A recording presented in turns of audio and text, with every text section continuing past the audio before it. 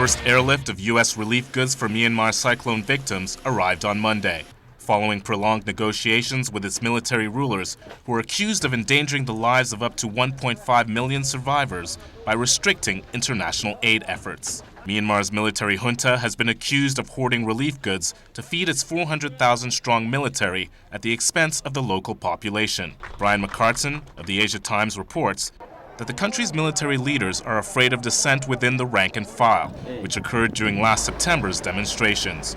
He goes on to state that falling morale remains a problem, with notable levels of desertion and discontent within the ranks before the cyclone hit. Now, with severe food shortages looming, the possibility of mutiny is a distinct possibility. The military regime has consistently said it wants relief supplies, but not the relief workers who go with it.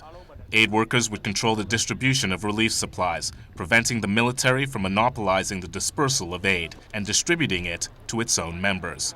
Marcus Pryor of the World Food Programme. Yes, there is an emergency response, but there's also a duty to look just slightly beyond that and say, we'll stay around until you're really back on your feet. UN spokesman for humanitarian affairs Richard Horsey spoke of the severity of the humanitarian situation. We are not reaching enough people quickly enough. We're reaching maybe a quarter, maybe a fifth of that scale. And obviously we need to scale that up very, very urgently. The government has said about 62,000 people are dead or missing, but the UN has suggested the death toll is likely to be more than 100,000. With the situation getting worse as the days go on, the possibility of mutiny that the military is trying to prevent may, as the Asia Times reports, stoke more unrest than it avoids.